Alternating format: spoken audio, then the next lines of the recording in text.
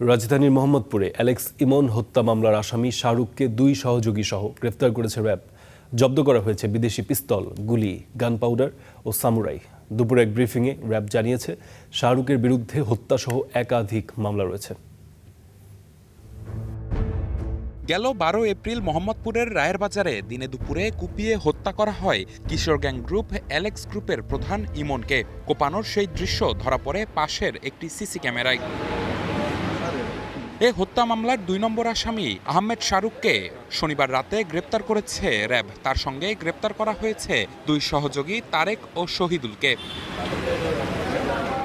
পরে তাদের দেয়া তথ্যে রায়ের বাজারের একটি বাড়িতে অভিযান চালিয়ে উদ্ধার করা হয় বিদেশি 7.65 mm পিস্তল, ম্যাগজিন, দেশীয় রিভলভার, 2 রাউন্ড তাজা গুলি, 260 গ্রাম গান পাউডার এবং 2টি সামুরাই। র্যাব বলছে শাহরুখের বিরুদ্ধে একাধিক মামলা রয়েছে।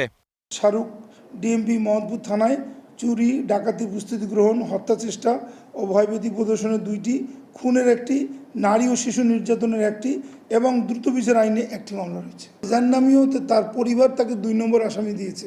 2 নম্বর 1 থেকে 5কে একেবারেই পটেনশিয়াল ধরা হয় আমাদের ক্ষেত্রে।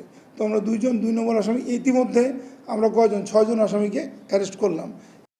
র্যাব বলছে আইন শৃঙ্খলা বাহিনীর তৎপরতায় মোহাম্মদপুরের গডফাদাররা অনেকটাই কোণঠাসা অবস্থায় রয়েছে। এলাকায় কমেছে অপরাধ। যে যারা পিছনে মদত আগে দিত, এখন বোধহয় একটু they will think twice to give them support.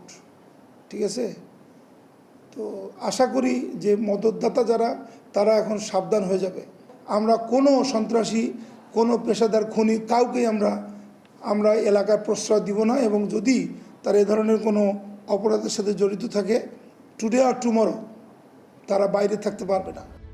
পুলিশের খাতায় পরিচিত অ্যালেক্স ইমন হত্যা মামলায় এ পর্যন্ত এজাহার নামীয় 6 জন ও অজ্ঞাতনামা আরও 5 জন সহ মোট 11 জনকে গ্রেপ্তার করা হয়েছে। নিবিড় সাহা, স্টার নিউজ, ঢাকা।